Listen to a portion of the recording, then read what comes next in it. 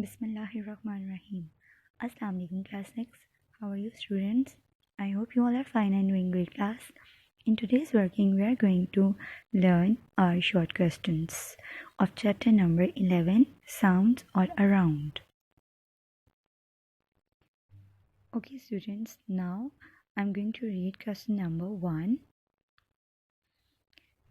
Question number 1 है name 3 tiny bones in middle ear. Name 3 tiny bones का मतलब है कि उन 3 छोटी छोटी बोन्स के नेम लिखें जो हमारी मिडिल ईयर में होते हैं ईयर ड्रम के बाद. 3 tiny bones of the middle ear are hammer, anvil, stirrup. आपने इसकी स्पेलिंग्स को बहुत अच्छे से लर्न करना है क्योंकि स्टूडेंट्स जो हैं वो राइट तो कर देते हैं नेम्स पेपर में, लेकिन स्पेलिंग मिस्टेक की वजह से मार्क्स आपके डिडक्ट हो जाते हैं. Let me show you also where it is. Now I'm going to show you where these 3 tiny bones are located. Here is the structure of the human ear and you can see these are 3 small tiny bones. The first one is hammer class, you can see here it is, and the second one is anvil and third one is stirrup, and these 3 are here in the center. After eardrum, these 3 tiny bones are located. Question number 2 है बेटा how astronauts communicate on the surface of the moon.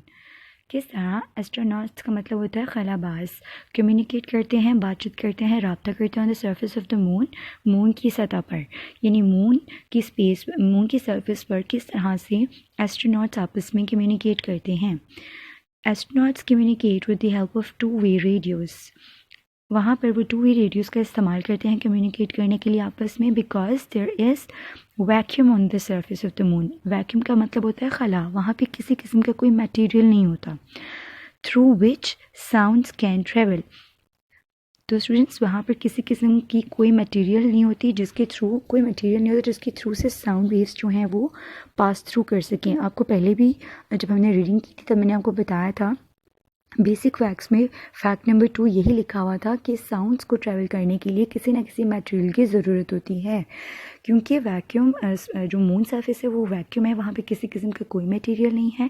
Material ना होने की वजह से कोई particles नहीं होंगे तो कोई वाइब्रेशन नहीं होगी, और जब तक वाइब्रेशन नहीं होती है तब तक साउंड जो है वो जनरेट नहीं होती. सो that is the reason astronauts communicate करने के लिए 2-way रेडियोज़ को यूज़ करते हैं. क्वेश्चन नंबर 3 है बेटा what is the speed of sound in air. हवा में साउंड की स्पीड क्या है. आंसर है the speed of sound in air is 330 metres per second. 1 second में 330 मीटर्स तक साउंड जो है वो ट्रेवल कर सकता है. Question number 4 how vibrations transfer energy. Question number 4 में वो पूछ रहा है कि वाइब्रेशंस जो हैं वो किस तरह से एनर्जी को ट्रांसफ़र करती हैं. आंसर है बेटा vibrations transfer energy in the form of wave through solids, liquids and gases. यानी इन तीनों किस्म के मटेरियल्स में से जो वाइब्रेशंस हैं वो किस तरह से एनर्जी को ट्रांसफ़र करती हैं in the form of waves. जिस तरह से light in the form of wave travel करती है, इसी तरह से जो साउंड्स में जो वाइब्रेशंस के थ्रू जो एनर्जी ट्रांसफ़र होती है वो जाती है in the form of wave, लहरों की शक्ल में. Now I'm going to read out question number 5. Define vibrations. Vibrations क्या होती हैं जिसकी वजह से साउंड जनरेट होता है, उनको वाइब्रेशंस कहते हैं. तो ये वाइब्रेशंस आखिर हैं क्या.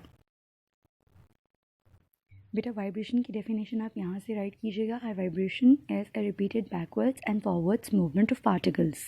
जो आपके नोट्स में लिखी है आप उसको मत लिखें, जो आपके शॉर्ट क्वेश्चंस में हैं आप यहाँ से लिख सकते हैं बुक से. Vibration is a repeated backwards and forwards movement of particles.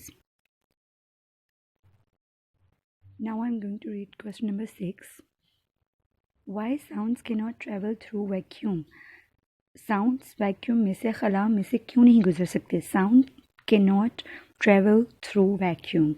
Sound हला में से नहीं गुजर सकता because there are no particles to vibrate, क्योंकि वहाँ पे किसी किस्म के कोई पार्टिकल्स नहीं होते जिनकी वजह से फॉरवर्ड बैकवर्ड मूवमेंट होने की वजह से वाइब्रेशन जनरेट हो. तो जब वाइब्रेशन नहीं होगी तो साउंड भी जनरेट नहीं होगा बेटा. सो दैट इज़ द रीज़न कि साउंड वैक्यूम से ट्रैवल नहीं करता. although light can travel through the vacuum but not the sound, क्योंकि जो लाइट की वेव्स होती हैं वो इलेक्ट्रोमैग्नेटिक वेव्स होती हैं, उनको किसी किस्म की मीडियम की ज़रूरत नहीं होती ट्रैवल करने के लिए, बट जो साउंड है उसकी मैकेनिकल वेव्स होती हैं and they need some material to pass through, that is the reason. Question number 7 है, why cochlea is important for ear. Cochlea क्यों अहमियत रखता है कान में, कॉक्लिया की क्या अहमियत है। कॉक्लिया कंटेन्स लिक्विड, इसमें एक लिक्विड होता है दैट मूव्स फॉरवर्ड और backward stimulates the nerve cells, इसकी वजह से जो नर्व सेल्स हैं उनमें स्टिमुलेशन होती है, right. In this way it sends impulses यानी इंस्ट्रक्शंस भेजता है to the brain and detects the sound. Cochlea में जो लिक्विड है उसकी फॉरवर्ड बैकवर्ड मूवमेंट की वजह से नर्व सेल्स जो हैं वो स्टिमुलेट होते हैं, हरकत में आते हैं, और वही नर्व सेल्स जो हैं वो इम्पल्सेस सेंड करते हैं ऑडिटरी नर्व के through to the brain. Alright class, so that is the important of cochlea in the ear. Last question है question number 8, define amplitude. Amplitude किसे बोलते हैं बेटा, लाउडनेस ऑफ द साउंड को। The loudness of the sound is called amplitude, it is the height of the sound waves. जितनी ज़्यादा height होती है उतना ज़्यादा साउंड वेव की जितनी ज़्यादा हाइट होगी बेटा उतना लाउड साउंड होगा, क्योंकि उसका एम्पलीट्यूड हाई होगा, और जितना बेटा आपके पास साउंड वेव्स की हाइट छोटी होती है उतना उसका एम्पलीट्यूड स्मॉल होता है, और वो जो साउंड होता है वो सॉफ्ट साउंड कहलाता है। These were all your short questions बेटा। Here we have completed your short questions। आपने इनको बहुत अच्छे से लर्न करना है, और आप चाहो तो इनको लर्न करके अपनी प्रैक्टिस कॉपीज में इनको राइट भी कर सकते हैं। Keep on doing hard work students, stay blessed। अल्लाह हाफिज़। रुकना नहीं, आगे बढ़ते जाना है।